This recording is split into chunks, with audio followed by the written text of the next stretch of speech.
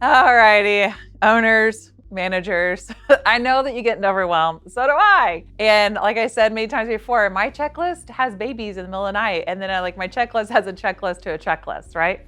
And a to-do list to a to-do list to a to-do list. So what do?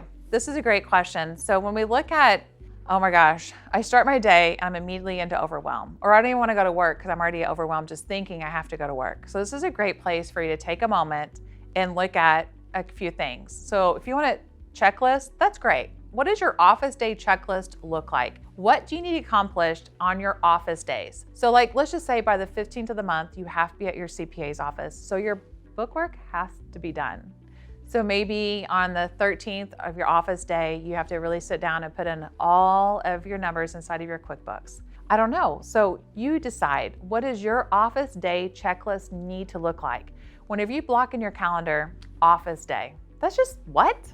That is way too much of just a big block that says office day. The more specific you are on the day and what you need to get done, then magic starts to happen. If not, you are going to get overwhelmed because there's a lot to do. But what are your big rocks? What do you need to focus on that day that's going to make the biggest difference for you and the pressure and everything else in between? So yeah, take a look at your checklist. What needs to be put on that based on your goals and what you want to see happen inside your company. But a whole nother thing is this. My secret to-do list is this one thing.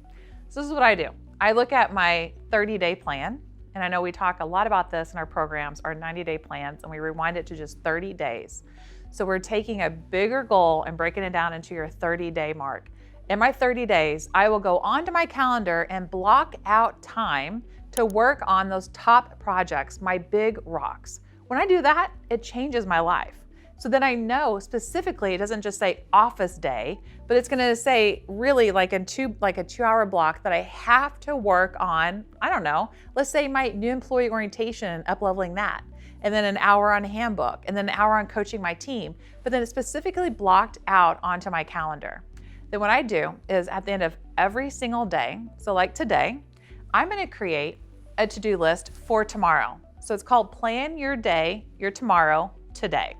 So what this is gonna look like is I create just 6 things that I put on my list of things that I need to be focusing on for tomorrow that would make the biggest difference. When I walk in, I already have a plan. If I do not have a plan already in place, my day just gets eaten up by everybody else, by the emails, the texts, the calls, the interruptions, everything. Those are the days I get nothing done. If I actually plan my day tomorrow, today, everything changes. I'm responsible for it. I have ownership. I know exactly what I need to get done. And then those little interruptions, I can add those into my day, but knowing that I have my top 6 priority list already planned out. Do you ever walk into work and feel like your world is on fire? Yes, those are the days you just don't want to go to work and you're there just go home and eat bonbons. I hear you. I have those days quite frequently, but I do something when I feel like that day is happening to me. I actually pull away and do nothing. I know it sounds like counterproductive, like, Amy, I'm confused. So you're in complete overwhelm. Everything feels like it's on fire. It's like top priority, 911. So then you pull away and do nothing. Yes, actually I do. I step away from all of it so I can take a breath and decide what's important, not what other people think is important, not what feels like is a 911. Because I really looked at it, there's a lot of things that's at a 911 place at any given time. So in our B School for Industry on day 2, we talk about time management because it is critical to our success as leadership. That if we're looking at the 4 quadrants of Franklin Covey, essentially we want to live in the second quadrant of his Franklin Covey framework. Many times over, we find ourselves in the first quadrant. Everything's on fire. Everything feels like pressure. Everything feels like it's burning down on top of us. And I get that. We get to choose at that moment. What are we going to do? That's when we start looking at prioritizing your day, creating a to-do list, get focused. Quit letting this be your power leak. So many times whenever I just push something to the side, it is only because I'm self-sabotaging. That is truly it. And if I know that, I can empower my choices and do something about it. Be in action. Don't let your to-do list take over you. Don't let other people's 911s become your 911. Do some take it back over, pull completely away, go sit in your car and decide, okay, what is most important today? And not letting other people's 911 become your 911. The best way that we can be the best leaders in our organization is by really owning what we need to have accomplished and taking on those tasks. all while taking the time throughout the day to work on the little fires that occur. And yes, you do need to deal with your little fires so they don't become some huge fire. And I totally get that.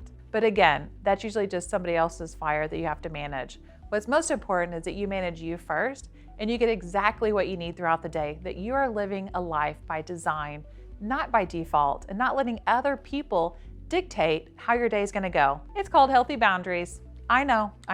We all can use a little bit of that. It's a great book called Boundaries. I read it. I think it was written for me, actually.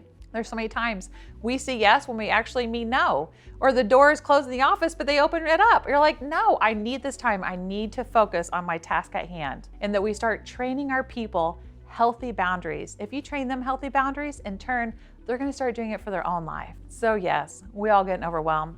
Oh yeah, everything is on fire and everything is a 911, but I promise you, scale it all the way back, blow it all up, and then start over to see, okay, what do I really need to accomplish today?